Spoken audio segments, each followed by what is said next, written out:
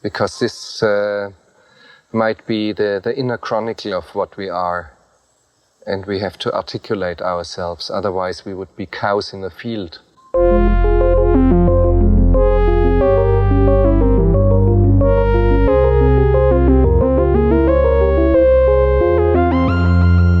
This is Cows in the Field. It's a movie podcast. My name is Justin. I'm Laura. And today we have a very special guest, a good friend of mine from back in the UC Davis days, Vishal Dave. Man, how are you? Hey, welcome, man. All right, so you suggested Children of Men, and this is a movie that I think we should just come out and say it right now. This movie rules. This movie straight up rules. I was like, man, this movie holds up. Watching this movie was great, and I'm just curious. Was there anything in particular that excited you about watching this movie and talking about it? Yeah, I mean, I think that, just personally, like I love sort of the gritty sci-fi, so to speak. I don't know the sort of the best term for this, but sci-fi that just changes one thing, but doesn't sort of fundamentally. It's not about lasers or spaceships, and stuff, but it just sort of changes a premise and then sees what kind of the social ramifications of the premise are. Right now, this is like famously done by like Asimov and other folks who are just sort of like, well, we're just going to tweak this one thing and then see what happens within it. And so I just thought it was interesting. It was a movie that's always stuck with me because it's just a genre that I sort of naturally really dig. And I'm also just sort of like, I love the like person on a mission of no return, whether you know it or not, that they're not going to return, right? So like Danny Boyle's Sunshine is also a film that I really like. Just this idea of like the hero that, may or may not return. You sort of over the course of the picture realize that they're not going to return. Yeah, that's a good genre. I like that. What are some other examples of that? I'm just trying to think like... I mean, Contact, which we've talked about on this podcast. Yeah. She keeps saying she might not come back. She does come back, but she says it a lot. Does she even go? That's unclear. Have you seen Contact, Vishal? Yes. Yeah. I listened to the podcast. All right. We were excited about that one. Man on a Mission is a good genre. I like that genre a lot. And in a way, is Ad Astra kind of like that? Is 2001 a little bit like that? Interstellar is kind of that, for sure. Right? Interstellar for sure. Gattaca. Oh, I haven't rewatched Gattaca in a long time. Gattaca's really good. We should do Gattaca. Yeah, I don't know what it is. I don't know what it says about me that I like this. Like you're going to go somewhere and never return. But it's a genre that I think plays well into a lot of this style of sci-fi. I think really plays well into that sort of narrative arc. Right? Well, it's super heroic. I mean, it's in a way the ultimate form of heroism, right? Of self-sacrifice for the greater good. You will not get to partake in that greater good by definition because you are about to sacrifice yourself. And they are doing it premised entirely on there being something after that they're doing it for, right? That they're doing it for these people who will come after them. And I think that's like a crucial assumption. And that assumption, I mean, in the beginning of this movie is overturned, right? Because this is this is the last generation on Earth. But it is interesting that then Theo, when he learns about Key and her baby, suddenly has a new sort of reason to live, and he ultimately decides to sacrifice himself for her well-being, for the hope that there is more to come. So wait, I'm not sure if we're not sure if we saw this movie together for the first time, but at least I don't know if I saw it in theaters. Actually, do you know if you saw it in theaters? Oh yeah, I saw it in theaters. Okay. This was like, again, I was on this one. I was like, I can't wait to see this. I've been watching, I've been sort of following Cuarón's work for a while and stuff like that. So I was like, I was into this, right? But yeah, I saw it in the theaters. I can't remember if I saw it with you, but I remember walking out feeling, pretty like, man, that was a bummer. Like it was just like, it was awesome, but it was a bummer. Right? Yeah. What did you feel about watching it this time? Pace. I started it pretty late last night. So I was sort of like, oh man, like, am I going to get through this? I'm going to have to watch this in the morning. Like, what am I going to do here? And stuff like that. And I just was glued. I was just glued, and it felt like it was over in 20 minutes. Yeah. It felt like a lot, like it had this pace to it where it was sort of, some of it's the steady cam shots, the documentary feel, like, some of that, it just felt like I was watching something unfolding in real time. Yep. And we can talk about the context of like this in today's world, right? Yeah. And so it just sort of felt like when I watched it in 2006, I felt like I was watching this sort of perverse dystopia of like what the world could be. And when I was watching it last night, I was like, yeah, this sounds about right. Yeah. Yeah. Yeah. At least in the sense of like, it didn't strike me as it struck me less as fiction, right? Yep. Which was like sort of, not that I like think that like, whatever, like we're on that verge or anything, but it just sort of like the bizarreness of it, like what I felt the first time I saw it, in 2006. It just felt less strange to me. And maybe that's just because I've seen it a couple times now. And so Yeah. just sort of like I kind of know it's coming. But the context, Yep. the visions of London, all of that, sort of the social unrest and stuff like that, all of it just seemed like, because that's stuff that we're all sort of grappling with on a daily basis today. Yeah, I mean, it's in particular the immigration situation that is at the forefront of this movie. And I watched an interview with Cuarón, it was filmed 2 years ago, I think, and they were like, yeah, so you kind of nailed like a bunch of the major issues that were going to happen, and he was like, yeah, like it seemed obvious to me at the time. I'm sure it's no joy to you to discover how clairvoyant that film was, because here we are 12 years later, and the immigration crisis and the climate chaos that we now have right around us was there in that film. Yeah, but there were people were warning about that for decades now. Yeah, but very few people were listening. Yeah, but it was not a topic trend, I guess. Yes. And what is amazing is that now everybody, even people sending children, oh, look at that. I was just, these people were talking about that like 2 decades ago, and now it's happening. All of these things that we're living it was completely predicted 2 decades ago. Yep. Immigration, environment, this whole thing of the populism and authoritarian states. I mean, this is reality. Really, there are no news. Yeah, the things that jumped out to me this time were, in particular the immigration thing, but I mean, he was working with transposing images from like Guantanamo Bay and the Iraq War. Like this really feels like anytime there's a bag put on somebody's head. Yeah. I mean, and the scene in Bexhill when there's the uprising, right? Those are shots that are, I think, explicitly designed to mimic the feel of the footage that we were getting out of Iraq in that time. And so that's it was in a way like weirdly like bringing me back to that time. And yet like that kind of footage, now we have a whole nother context for it, because you have, the Arab Spring, and then you have Occupy Wall Street. Yeah, you have Occupy, and then you have Black Lives Matter protests now, and like the current clashes with the police.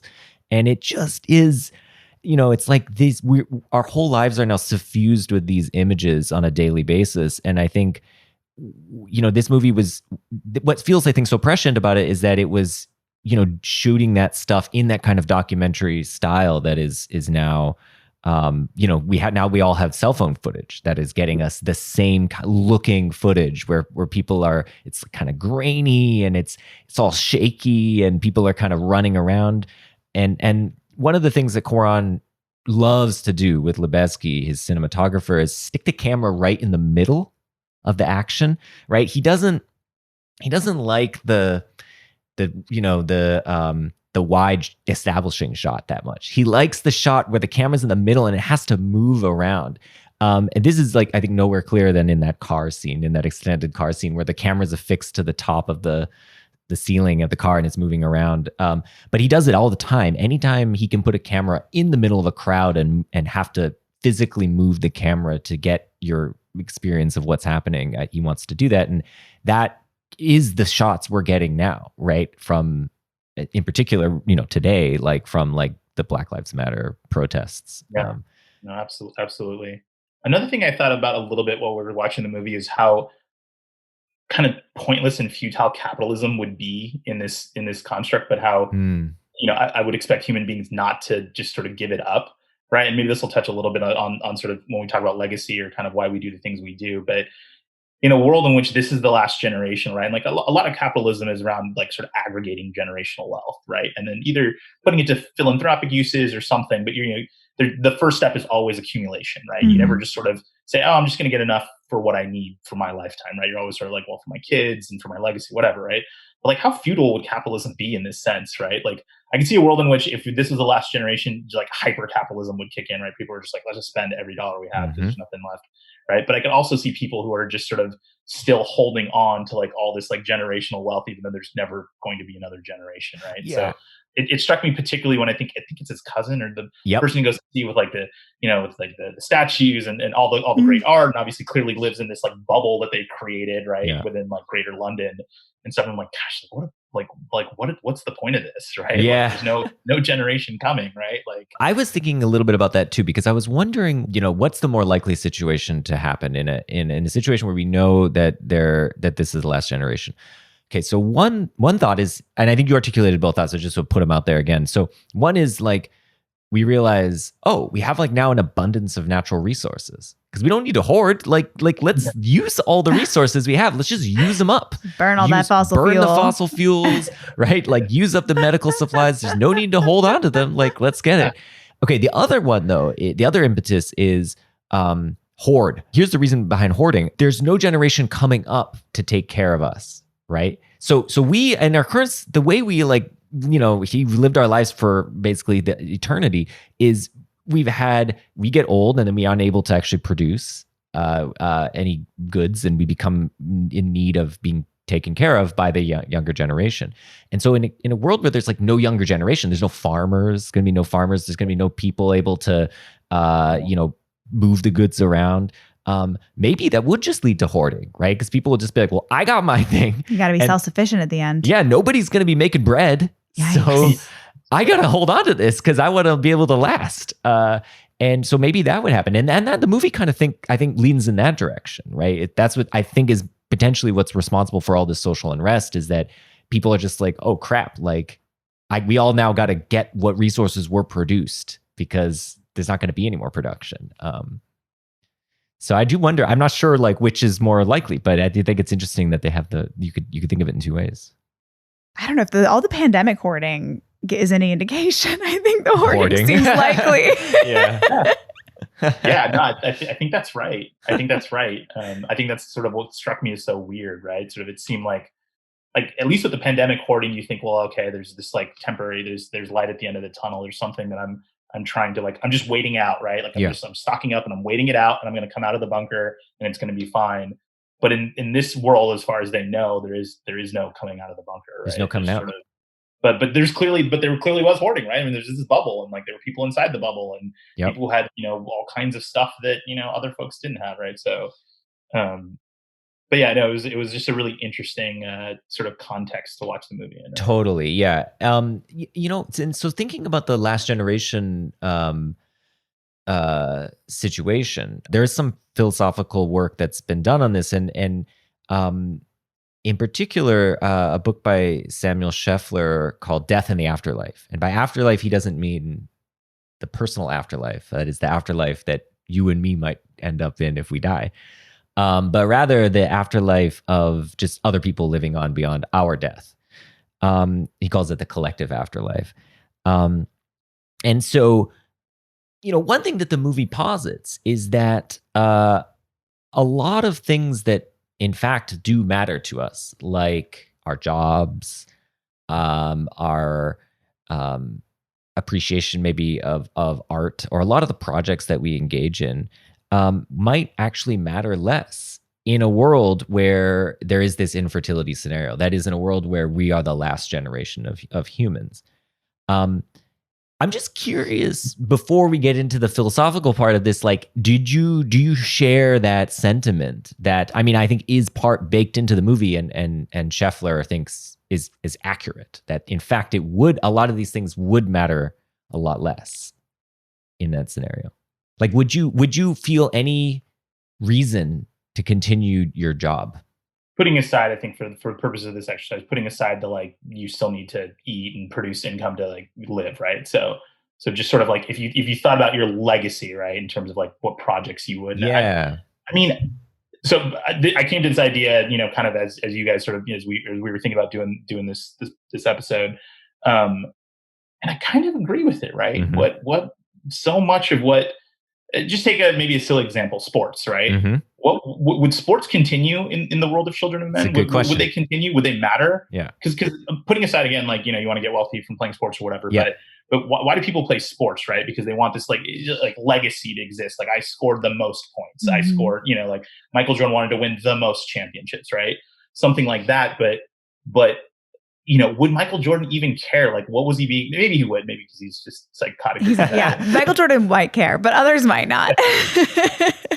You're right. Michael Jordan would definitely care. He would still want to destroy everyone and everything he did.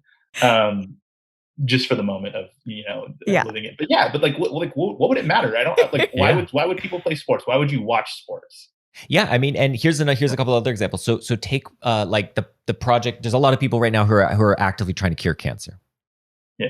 Would it matter anymore if they found that cure? You might think maybe the cure isn't coming in their lifetime, but they we're building towards it, and now there's not going to be any people left, so maybe it would matter a lot less if we actually cured cancer.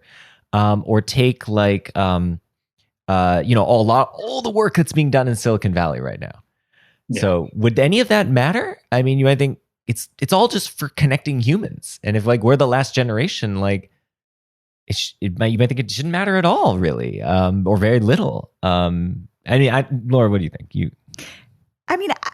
I don't know. It's hard to me to know how I'd feel about my professional work of raising money. I feel like philanthropy is pressingly important for now, but also the way that I always talked about it, because I worked in higher education, was about the next generation. That's how we always framed it for pitch for philanthropy.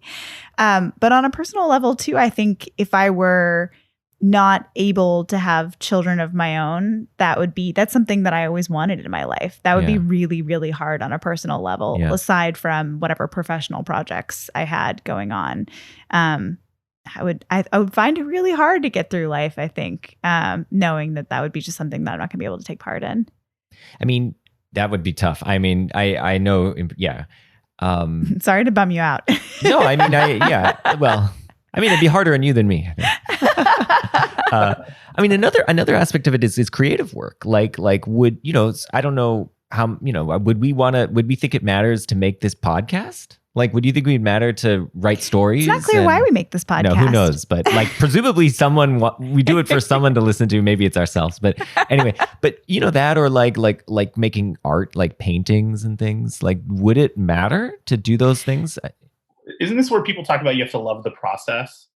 Well, right? Yeah. Wouldn't that be the ultimate test of that sort of thing that I hear from artists all the time about you can't think about the fame, you can't think about making it, quote unquote, whatever your definition of success is. You have to love the process, and everything else is just a byproduct of that, right? Yep. Mm-hmm. So maybe you do still record this podcast because you like talking about movies. Right? I like that thought. Yeah. I like that thought, Vishal. Well, hold on. We'll come back to that. So suppose it does matter less for a moment, just because a really interesting consequence follows from this. We'll come back to your process thought in a second, because I think that I actually totally agree with that. So one consequence of this is that so consider something we do know that is true of us. Unfortunately, we are all going to die. Everyone we know will die. But this thought doesn't have the same effect at all on us. Notice that, just reflecting on that, it's not like we go, oh man, why are we doing anything? Why are we engaging in sports? Why are we? It doesn't bother us at all. We, in a way, we always knew it. It's there before our minds, not all the time, but when we reflect on it, we're like, yeah, of course. So what Scheffler thinks is that shows in a certain sense that the persistence of humankind matters more to us than our own continued existence and the continued existence of our friends and immediate family. And that is really surprising because it suggests that, think about the persistence of humankind. That means we care more that there be people who do not currently exist and may even not even have any determinate identities. They're just they're not even we can't even imagine who they would be, but we care more that they will exist than that we will exist a little longer or something like that we would continue to exist, which is really surprising. And that's just, he's following through the train of thought from thinking well, look, if you think that the children of men scenario would seriously undermine the value of a lot of your projects, and you don't think that's the case about just the fact that we're all going to die, that does suggest in some sense that you think it matters more that the human race continues. Now, Scheffler wants to try to diagnose this, and he says that maybe the reason that is the case is that valuing is something we can only do in a social context. And all right, so I'm curious about what you think of this. Here's a thought experiment. I ran this by Laura already, so I already know what her view is, but you should still tell us, Laura. Okay, so suppose you had to choose between the following two options. Okay, option one is that you will die, let's say, relatively recently, like you'll die like in a few days, but you know that humanity will just survive long after your death. So that's option one.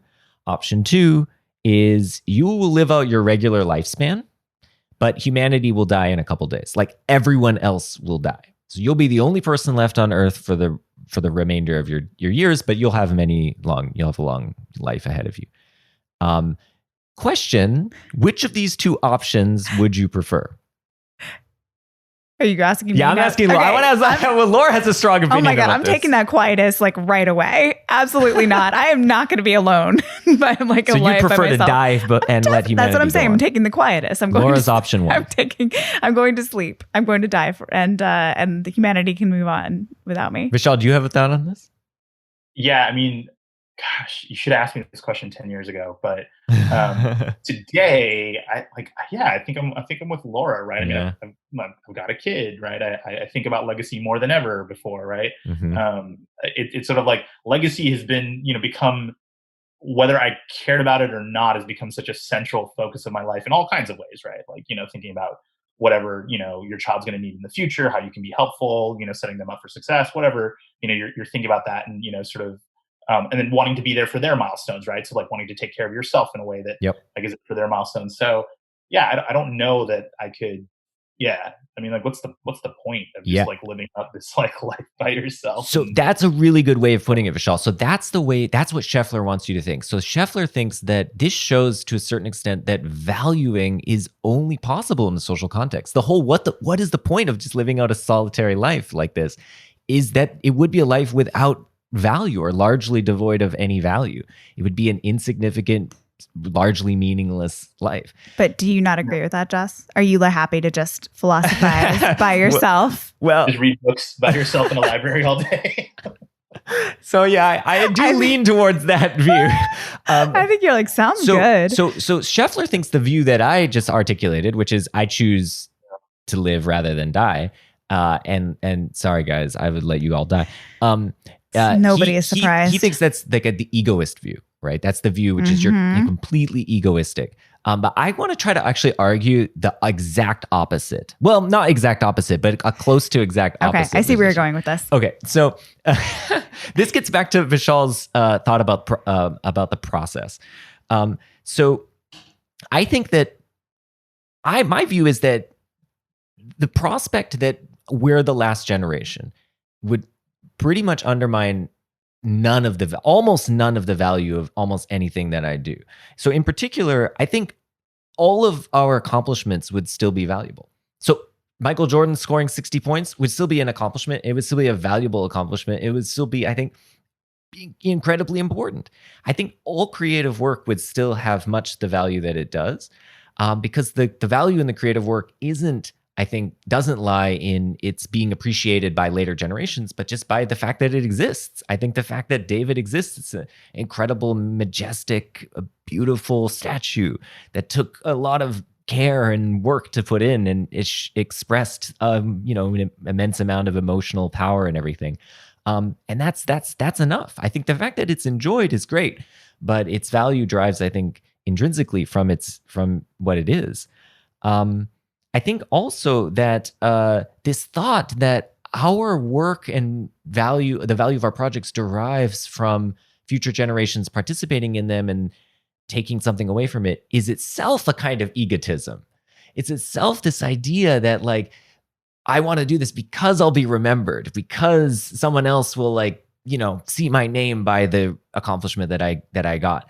And I think insofar as it is egotism, and I have that attitude, which I do to some extent, I feel like it's an attitude that I should try to get rid of. It's an attitude I should be attempting to remove from myself as best as possible, to exercise from my mind. And I think this really does tell in favor of that thought you had about process, Vishal. And I think that I'm trying to articulate what the process, like what the value in the process is. It's not just process, but it's just that the value, I think, of a lot of what we do drives intrinsically. And of course, there's lots of stuff that drives extrinsically. Like, of course, there wouldn't be any friendship in this world because there are no people to be friends with one another. And so those values would be gone. But I think that there still would be friendship in a world where we're the last generation, because I could still be friends with you guys, and I could still be kind to you, and those things are valuable. And I don't think they lose value just because there's not going to be anyone coming after us who isn't friendly or whatever. Mm-hmm. That's my counterpoint to Scheffler and the Children of Men. Yeah, it's a good point. It's actually a really good point about the egotism. That was well played. Like that's interesting. I want to double click though a little bit on this value point, right? Yeah. Sort of, because I was really with you when you were saying sort of, the value is derived by, like, in relation to, I think a lot about sort of like Sapiens, right? The book by Yuval Harari, right? That just all of humankind is largely just like shared acknowledgement, right? Like we think gold is valuable because we all just agreed that gold is valuable. Right. We think we think art is valuable because we all agree that it's hard to make. Or, we just agree that it's hard to make, right? We think Michael Jordan's accomplishments are valuable because we think it's hard to put a basketball into a hoop at such a consistent rate, right? Mm-hmm. Something like that. But, like, there's no intrinsic value in being able to do that, right? Like, there's no intrinsic value to gold. There's no intrinsic value to anything, right? So help me understand that a little bit in your context of this, like, because I was with you on that point, right? Uh-huh. Value is derived from what we all agree is valuable, right? And that makes the economist in me makes perfect sense, right? That's so good. So in your scenario of where you're sort of just extinguishing this egotism by not really being focused on legacy, but just going back to the thought experiment of deciding to be the last person on Earth, what would value look like in that context? Just that, like, Michael Jordan had scored the points, that you had read the books, that you had written the paper. Like, what's the? Good. There's no one to even there's no one to even contextualize that value for you, right? It's just you sort of thinking it might be valuable, right? Right. So I think we should distinguish two things. So there's one which is like sort of commodity value, which is like what can I get with this by trading and that kind of thing, and then that definitely derives from some shared consensus about what the exchange rate is. And then I think there's other kinds of value, which philosophers sometimes call intrinsic value, which is just the things that are valuable in and of themselves, not because they're desired or useful for trading for other purposes, but the things that are just there, objects of value in and of themselves. And I think things that are beautiful have those properties, and I think things that are difficult can be valuable in that way. If we think something's beautiful, why do we think a mountain is beautiful? It's not objectively beautiful, right? We just all agree that, like, this vista looks nice. I was thinking that some things like that are objectively beautiful, and aliens when they come down and they look at the mountain, like, you know what? This is really ugly. Where I come from, I love flat. They might not be able to appreciate the beauty, but it might still be there. Here's one way to test whether you are on board with this or thought or not. So just imagine a world where Michelangelo completes the David, and then it's sort of boarded up and never witnessed ever again. But it took a long time to carve. It was complicated, and it expressed a certain aesthetic ideal that I think we do find valuable. But now just suppose nobody sees it. And nobody is ever in a position to compare it to other statues and that kind of thing. And just compare that to a world where Michelangelo never did that, right? He just spent his days just twiddling his thumbs.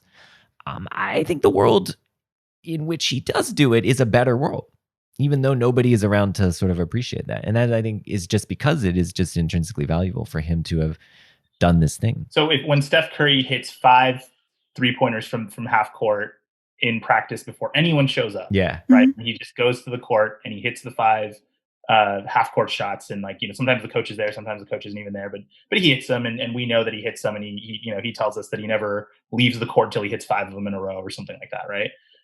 It doesn't matter. It's just the fact that he can do that is valuable. Right. Yeah. He's who cares if anyone saw him do that, or if he did it in a game, or if he did it for some sort of document, something that's being documented, right? Like it's just Steph Curry can hit 5 3-pointers from mid-court, and what a world we live in, right? That's the thought. If you think of it like, so that's all talking about aesthetic value, but think of it for moral value too. So you might have, I think that we at least know of the concept of a character of someone who does a lot of good, but then isn't recognized for that good that they've done, right? And in fact, they don't do it because they want to be recognized. They just do the good. They're just like, no, this is the right thing to do. I'm trying to just be friendly and that sort of thing. And then they die and nobody knows that they did those things and they're forgotten to the sands of time. Now, that person might be like, this kind of sucks for me because I didn't get any recognition. Sure, I understand that, but I was thinking it's still good that they did it. It's not that the goodness only derives from it being appreciated by other people, that they did those things. Yeah, that's the thought on the moral level. But we were talking about it on the aesthetic level, and there are other virtues too, right? Having knowledge is a virtue, and I think that can be pursued solo. You don't need other people around you to share that knowledge with. It's often helpful, and sometimes maybe necessary for certain projects that these be joint endeavors. But I think getting the truth and knowing it, scientific discoveries, philosophical discoveries, mathematical discoveries, and so on, are valuable just because they are, finding the truth. So that's the view that I have, and I think it's interesting to me that it plays so strongly against the intuition Scheffler has. About what it takes for something to be valuable, which is going along with what you're suggesting, Vishal. But it really requires this social context. It's not entirely clear to me what Scheffler means by the social context, or if he means something like what you have in mind, or if he means something just like that there be an ongoing presence of humanity to sort of engage with the thing. And what the reason I was interested in this is because I love Children of Men. It's one of my favorite movies. It's a fantastic movie. But I was never moved by the central premise. And I always wondered why I wasn't moved by it. I think a lot of people see this movie as incredibly bleak. And of course, it's bleak because of all the war and tragedy that's happening. But on top of it, it's, I think, supposed to be bleak because there's no hope for humanity. And I guess I was never moved by that thought. And I was trying to figure out why. And I think this exercise in engaging with Scheffler's book has been helpful because it helped me sort of like reading it. I remember I was telling Laura, I was reading this book thinking it's like I'm reading an alien describing feelings I've never felt before. Just like feelings though? Is that like the first? Yeah, that's it. That's exactly it. Yeah, they were saying these words like happy and sad. And like care for humanity. You're like, what? I undercut you a little bit. I just have this vision of Justin like listening to like Radiohead in a library by himself. Forevermore. Like, computer on repeat as he just like reads all the books that there are to read. Yeah, that's what I would do. I would be in a weird way. I feel like I could get on just fine. I mean, you were like, listen, I can watch everything on the Criterion Channel in peace. Can I give one other argument against the Schefflerian / Cuarón? You got an axe to grind. Well, okay, so. Vishal, do you know this scene in Annie Hall where Woody Allen, it's like a flashback and he's like with his mom and his mom's like taking him to, I don't know, a therapist or the doctor or something. And she's like, he doesn't want to do anything. Why are you depressed, Alvy? Tell Dr. Flicker. It's something he read. Something you read, huh? The universe is expanding. The universe is expanding? Well, the universe is everything, and if it's expanding, someday it will break apart, and that will be the end of everything. What is that your business? He stopped doing his homework. What's the point? What has the universe got to do with it? You're here in Brooklyn. Brooklyn is not expanding. It won't be expanding for billions of years yet, Alvy. And we've got to try and enjoy ourselves while we're here, huh? Many of us would think Alvy Singer, this is a stupid idea, right? The fact that the universe is going to die, or the fact that there are going to be no humans in like millions of years is not that doesn't undercut any of the value of being a good person today, here and now. or engaging in cancer research or whatever. Doing your homework. Doing your homework. In case of Alfie. Yeah. But if you think about what's the difference between, let's say humanity is going to be extinguished in 100,000 years and humanity is extinguished within 50 years. Well, it's only a difference of time, but it's the same circumstance. So if our attitude, like, why should our attitude towards one be different from our attitude towards the other? So that's a way of like getting from the thought that we shouldn't care about humanity being extinguished in X number of years to we shouldn't care about humanity being extinguished in X minus blank number of years.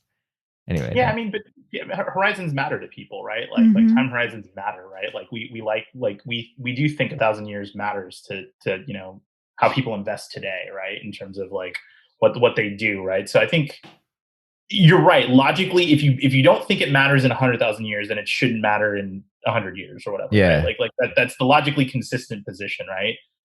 It's just also not how human beings think. That's right. No, totally. Yeah. So the argument is not that you will be moved by this, but that you ought to be moved by this. So if you have this reaction, then if you have one reaction to the near-term extinction and one reaction and a different reaction to the long-term extinction, then you're being inconsistent in a certain way. So that's that. So it's an argument that you should somehow try to get over that feeling. Or maybe you should just realize, it wasn't actually as bad as I thought. That's my view.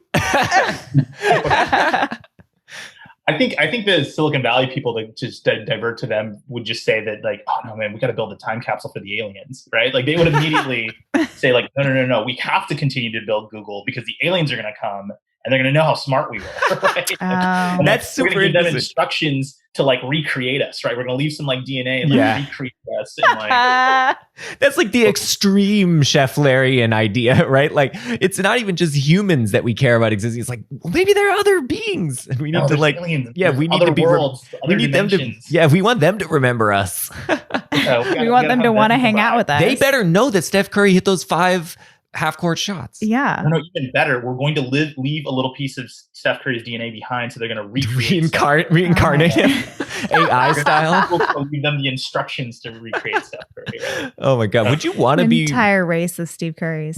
Is it Steve Curry's? yeah, right. I'm just imagining you take Steve Curry's DNA. So I like that you call him Steve Curry. Steve Curry. Oh my God! Because we were watching the Jordan doc, and so there was a lot of Steve Kerr.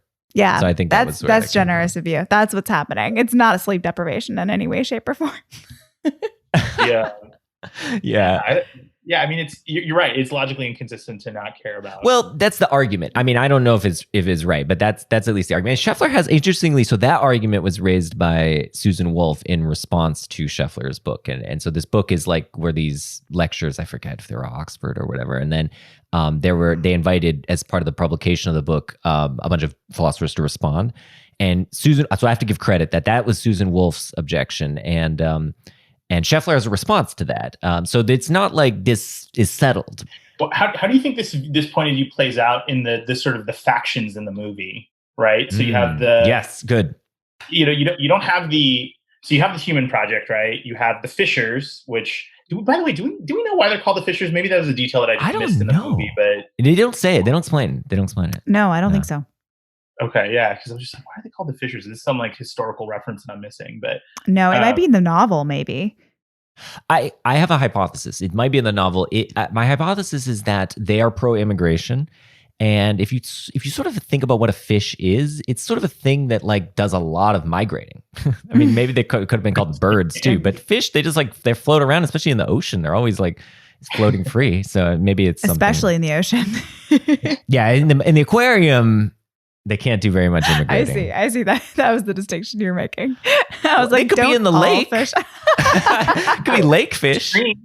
Yeah. Yeah, no, that one makes sense to me. I don't know. I buy that as fish. Anywho, sorry, Vishal, you were breaking down the various factions. There's Human Project. There's the Fishers, and there's the I don't know what the government or the status quo, whatever you want to call it. The right? man. So like, how are all three of them? Because you're right. So why would a government care about enforcing anything if it was sort of like, yep, this is all gonna go up and, like, it'd be interesting to take this lens and see what each of those factions would say about it. Because one of the interesting things I thought about in the movie is it's actually pretty like light on dialogue. Yeah. Right. It's very light on exposition also, right? There's not a whole lot of explaining to you what's happening. There's a lot of just like, we're, again, that documentary feel of like, we're just watching these events unfold. There's not a lot of context for how the world got, like, you don't know why the world got to be that way. Like, they're not building any sort of mythology, right? There's no sequel coming. There's no prequel. There's no franchise, right? Mhm. There's no origin to discuss here, right? It's just the problem and the through line of the problem, right? So it's interesting, and I think it actually works to great effect here, because I think it just leaves you wanting more. You're so fascinated by it. I think it creates the mystery and kind of makes you really just like, man, like, I have so many questions, and like, some of them are really obvious and some of them are sort of more philosophical, like what we've been discussing. But through this lens, what do you think like all of these factions think about what is happening, right? Because they're cracking down on something, right? Yeah. Like, I mean, presumably immigration or whatever, maybe it's just a resource game, something like that. But the Human Project, like, they're doing something, but they never tell you what it is. Like, what would the Fishers have done differently with the baby that the Human Project isn't going to? Because at the end, you get to the point where you hear that, okay, you're there, the boat's there, the Human Project's here, yay. No one tells you the Human Project's good. No one tells you what's going to happen to Key and her baby, right? Like, maybe they're going to dissect the baby to try to like do the alien like DNA recreation thing, right? And they don't tell you it. Similarly, they don't tell you what the Fishers are. They end up being sort of these like radicals that like you're not supposed to align with, but they never tell you why, right? They never tell you. So what do we hypothesize? Like, what do we think these factions are doing? Like, Theo's just clearly he gets personally invested and he's like moving towards this thing, but why? Like, what is the Human Project, right? Like, what I think is so interesting is, so there's the two storylines intersecting here, because there's there's the government immigration issue, and then there's the like, there are no babies issue. And then, so the fish like are, they're divided on how to deal with this, right? Now, we all agreed to deliver Key to our brothers and sisters in the Human Project. Right. But now we've got to reevaluate that position. No, there's no need. We move forward with the original plan. Yes! Hey, she'll never make it. The police are looking for her. We can find a way. It's what Julian wanted. We'll be risking the girl's life. Listen. She belongs here. And this baby is the flag that could unite We us said all. we'd never use this baby for political purposes. My baby is not a flag. Make it public! What? Excuse me? You should make it public. Well, you saw the telly. She's about to be very public. Doesn't matter. She's pregnant. Oh, right. And then the government will say, well, we were wrong. Fuji's are humans too. Yeah, well, whatever's going on, whatever your political ideas are, it's irrelevant. It doesn't matter. Oh, come on. She needs a doctor. You really don't Look, get it. the government will take the baby and parade a posh black English lady as the mother. Nobody's taking my baby. We all know this government would never acknowledge the first human birth in 18 years from a Fuji. A wanted Fuji. Why don't we explain to Mr. Fan what they do to immigrants in this country? He knows. He's seen the cages. He's not that stupid. I'm not going to the government. You told me you would get me to the Human Project. You promised me. And what I was struck watching it this time in that discussion was it's that same contrast you see among the left today, right? You see this sort of like optimistic in a way, what sometimes are thought of as like the middle left, right? Who are just like, no, we can play the game largely as it's been played and work for incremental change. And then there's the more radical left who wants to embrace a more radical, pro-democratic socialist agenda or whatever, even more radical than that. I mean, you're seeing now with like abolish police movements and that kind of thing, which is like, no, the only way, it's like reform isn't going to do it, right? We need to just like, we need to start from scratch. And I thought it was interesting that same dynamic is playing out here, and that you've got, these idealists within the movement and then these cynics who are just like, no, like this is our end comes before everything, and we're going to have to fight to get that end. And as far as the government, we really don't see the government, right? It's hard to know like what they're up to. I mean, the only guy you see is Teddy, his cousin, and his cousin is just like this. He's just like completely closed himself off, right? Him and his son just take drugs, right? They just take the government issued like happy pills. And he's just like, I don't think about it. Like, I don't have to think about it because it's out there. And I'm going to just kind of live my cloistered life here and be apolitical, right? I don't have to take a side on this. And yeah, and I don't know what, I mean, like, I take it the government is just interested in preserving the status quo, right? Preserving Britain's, I don't know, resources or whatever. But for what end? As you're right, you know, like they have more than they need. Right. The video that he's watching in the Muni bus or whatever, right, is just sort of like the world is collapsing or whatever. It's the Britain soldiers on, right? Just like patriotic message. I'm like, soldiers on to what end? Yeah, Like, exactly. What are you soldiering on to, right? And why would you feel patriotic about that in this context? Right? Yes, that's a great point. Yeah, exactly. Is that something to be feel good about? Oh my god. I don't know. I mean, that's like maybe the essence of nation states, like just always striving for dominance and their continued existence. Yes. Yeah. Yeah. It's like we want Britain to continue to exist, even when there are no people left. Britain will be the last. Britain's the last. And we got the David, and we got all the stuff. Man, I wondered, there's a scene where Theo wakes up and there's like a big red sun. He wakes up early in the morning, and I was wondering if that was a reference to like the great empire of Britain. You know, the sun never sets on. Oh, interesting. Because it feels like they've gone back to the old colonial impulses now that everything is like falling apart. They're, you know, pilfering all of the resources and like the national treasures of all the places that have fallen. It feels very much, and even just like the scene, like even just the imagery of like sort of like exotic like animals, like a camel and a zebra just hanging out on the green outside Buckingham House feels like colonial to me. Oh yeah. There's an animal arc and there's an art arc. Well, so about the art though, Laura. So Laura knows more about art than I do. So I was asking a lot of questions about art throughout this movie. I'm like, what's that? What's that painting? Yeah, I was like, what's that statue with the guy with the there was like naked guy? Oh my god, there was like a bunch of paintings when Theo first walks in, and they're so small on the screen, and they're just like some Renaissance paintings. Justin's like, do you know that painting? I don't know every painting in the whole world. Come on, like, what's that one? What's that one? Right here. Okay, but okay. So tell us though a bit about some of the paintings. I mean, so there's actually, I mean, there's one painting. There's one painting and one. But they statue. talk about a couple other paintings. They do. I mean, I think there's Picasso, really. Right? Sorry. The Picasso, the one painting. The Guernica, yeah, the Guernica. Yeah. They do throw out like a bunch of different references. They talk about Velázquez because they're talking about like specifically. There was a bunch of Spanish artists because I think they like had, you know, successfully done a run on Madrid and put a bunch of stuff from the Prado. Couldn't save La Pietà. Smashed up before we got there. Pretty rummy, huh? My mum had a plastic one in the bathroom. It was a lamp. Good to see you, Theo.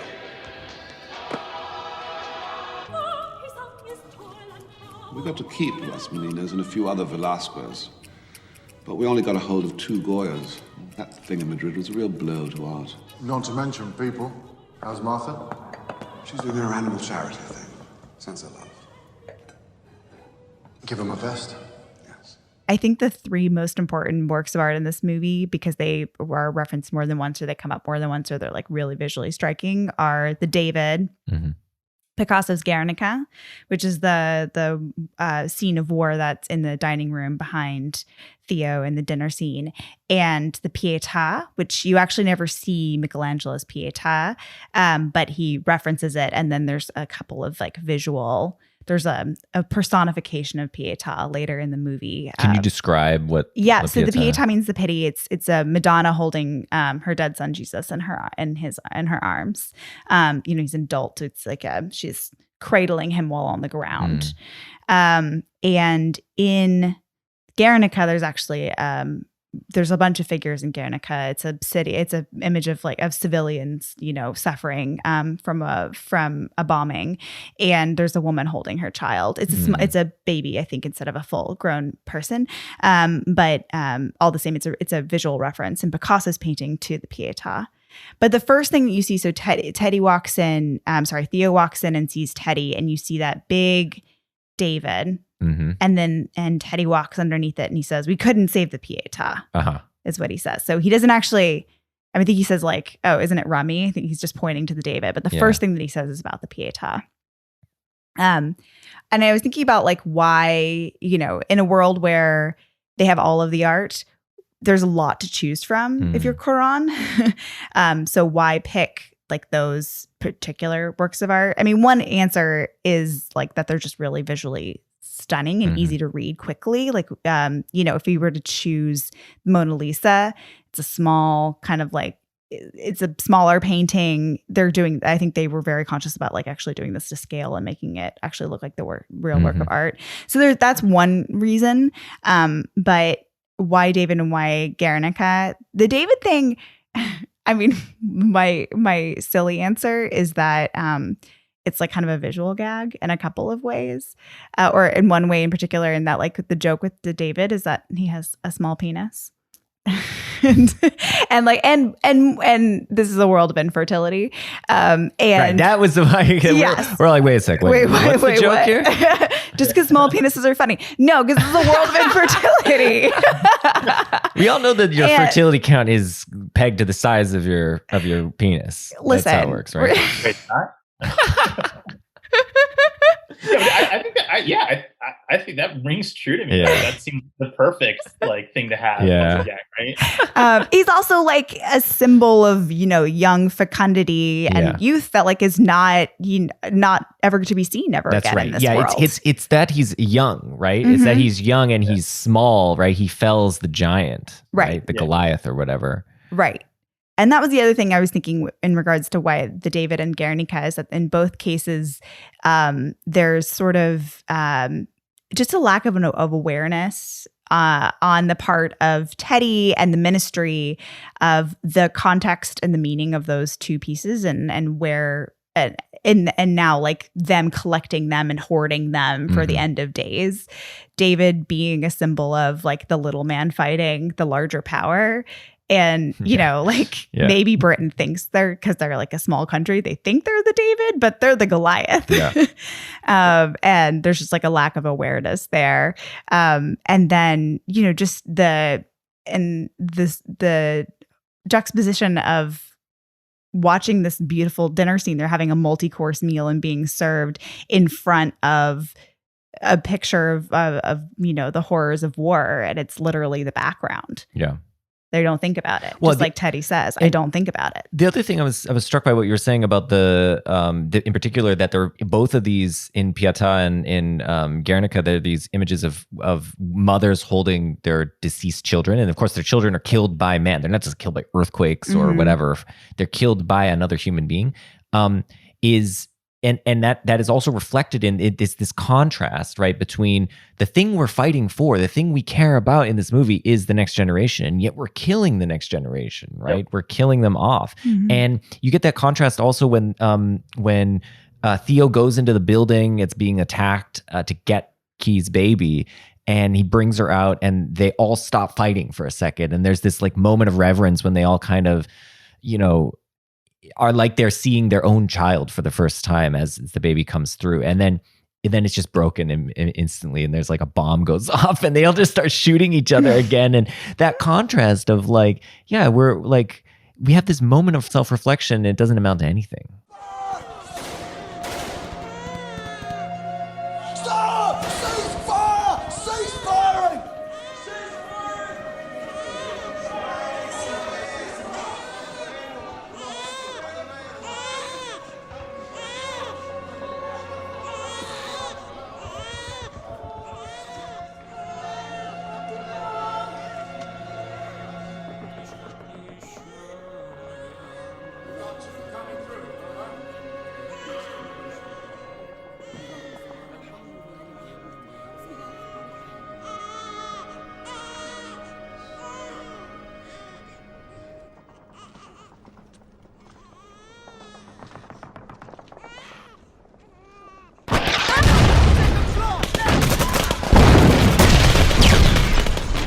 Yeah, I mean, the movie opens on the assassination of the youngest person. Yeah, good point. Right, Yes. Right, because he would sign an autograph. Great point. Yeah, who wouldn't sign an autograph, and then they, so like the whole, that's how you learn of the problem is baby Diego died, right? And you start thinking about why baby Diego might matter or not matter, but someone just just killed him.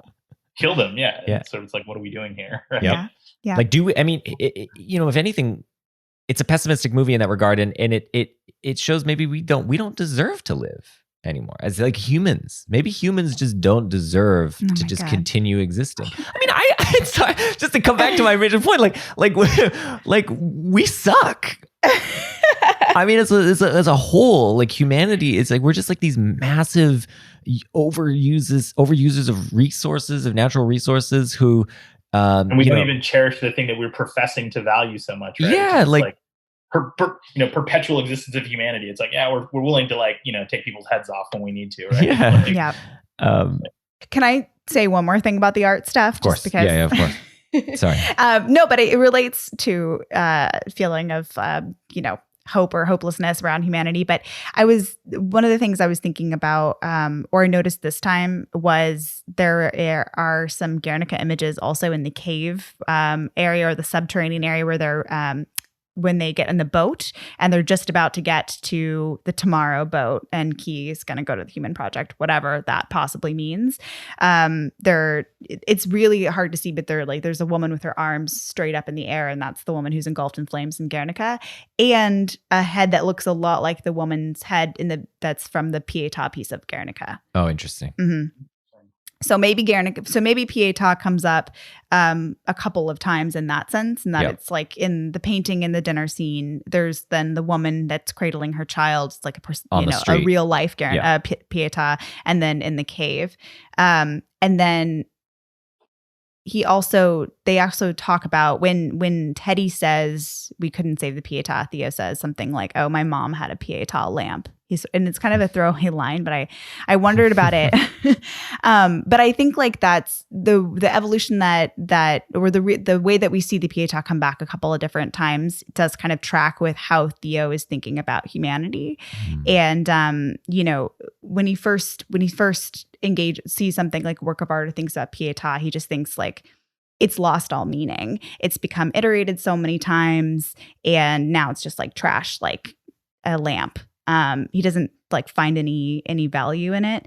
And then when we see it again, it's a question of like, now the art has become larger than the piece itself. The iconography has become part of our like larger consciousness.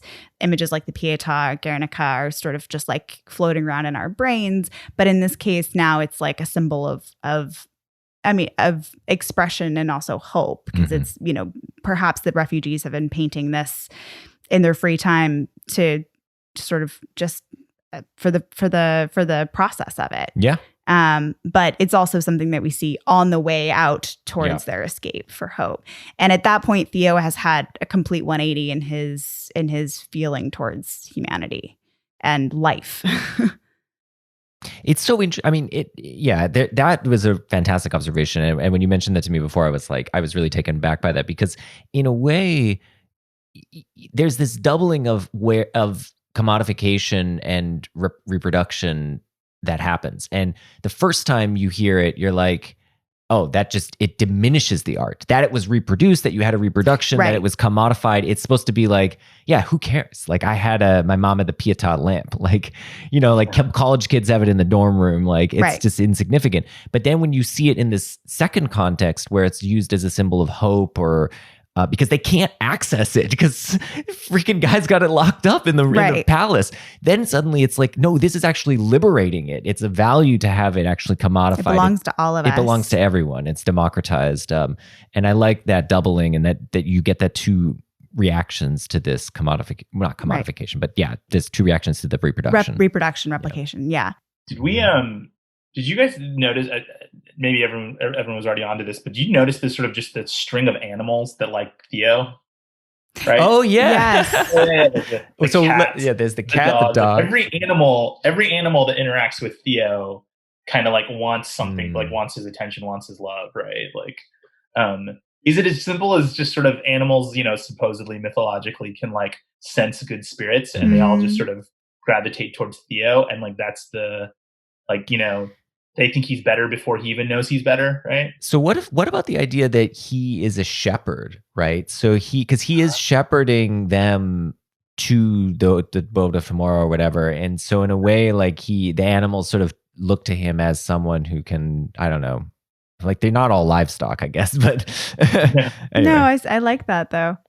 I had read it the way you did, Vishal, that like they see a goodness in him that he's suppressing, but is there. Because when I think about when I just gotten done watching the movie, and I thought, sometimes what I like to do when I think about movies is sort of like which images stay with you, right? Like what images that keep coming back to you. And there's a couple in this film that stuck with me. But the kitten kind of like crawling up and like clawing him and like crawling up his leg really stuck with me. And I don't know that it's a particularly important frame in the movie, but it's a frame that probably in the last 24 hours I've thought about just as much as the ship coming out, or the first time you see the baby, or that scene where everyone just sort of stops fighting for a minute as you're there's lots of images that stick with you in this film, but this kitten image kept sticking with me, and I sort of wanted to like understand. I didn't know what it was. I was like, why do I care about that image so much, right? Like it's the thing that I keep thinking about. It is such a cool image. I mean, the image that always gives me goosebumps is when the bus pulls into Bexhill for the first time, and it's just going past the cages of people, and the lighting is so stark, and it's recalling all these like horrific images from like Abu Ghraib and all that, and it's just it's so disturbing and just out of place. Like it just feels because it's like we were supposed to be in like London, like this is, or whatever, not London, but this is like just outside of London, and it's like but it looks like it's this war ravaged torture center, and I find that just so disconcerting. That scene always kind of it really gets me. It's a hard one. The visuals, I think, line up a lot with like some of the photography you see at the U.S.-Mexico border these days, right? Sort of a lot of this just like going through a chain of people who are just sort of in this sort of no person's land for some indeterminate amount of time. Right? Yeah. So the prescience of the movie is definitely something that I was struck by yesterday in terms of just like, wow, this feels so of the moment, right? Oh my God. Yeah, it's awful. Yeah. For me, the scene that one of the images that stuck with me the longest was the abandoned and sort of grown over elementary school. Mm-hmm. Partially, I mean, I just think like grown over buildings that have just been like left into the wild are like upsetting and also like fascinating. There's like a whole series of these videos on YouTube where people just like go to abandoned malls. It seems crazy that land would not be used for something in this day and age, but like sometimes there are just malls that have just been abandoned, and it's just like there's like water and plants growing up next to like a food court. It's disturbing. It is cool. I think it's cool, man. I'm just like a deer running through a classroom. It's crazy. But no, that image really, really stuck with me. It's almost like one of those things where it's like if you haven't been reflecting on what the gravity of this situation and that there are no children, that's one of those scenes where it really reminds you. It's like, there's not going to be, nobody's going to these schools, right? Yeah. And another thing that I was thinking about this time was, and of course, this is the case, but you don't really think about it. But of course, everyone is older. Everyone in the movie, every extra, every person is older. They're like our age or older. And it's like, it is interesting to just think like, you don't hear children's voices until the baby's born, but until the very end when it cuts to black and you just hear the children playing, right? That's the first time you've actually heard any children's voices. It is strange because now, since we watched a lot of our movies with a baby monitor on, whenever there is a cry in the mix, in a sound mix, I like my shoulders go up towards my ears. Sense. I'm like, oh my God, is he awake? And they put baby cries in the mix all the time in every movie, like every background noise. There's like children or baby sounds. And it is weird that it would be completely absent from this world. That seems such a nice pause because the midwife Fish character has her time to just sort of talk about like what it was like when this started happening. And they just like looked ahead to 7 months and there's no more, there's no pregnancies and how strange that must have been. You know what I was thinking about in that thing? I mean, I don't want to get apocalyptic here, but I was thinking of COVID. It's the same thing where people are like, oh, well, it'll be fine because this is only a temporary thing. And then, and then they're like, wait a sec, this could actually be going on for longer than we thought. And then, and then eventually it was just like, oh, there are no pregnancies. That's it. Yep. It's a game over. And not that we're going to end up in that situation, but it does feel like that, right? At first you just dismiss it. You're like, oh, okay, this isn't a big deal. And then you've got your second and third waves. Oh, Jesus. Sorry. What? Justin, come on. That doesn't all have to come back to COVID. Sorry. What do you think? Why do you think this isn't as celebrated in Cuarón's filmography? That's a great question. It's Y Tu Mamá También. It's Gravity, which, we can talk about Gravity. I personally did not like it very much. No, we're not Gravity fans here either.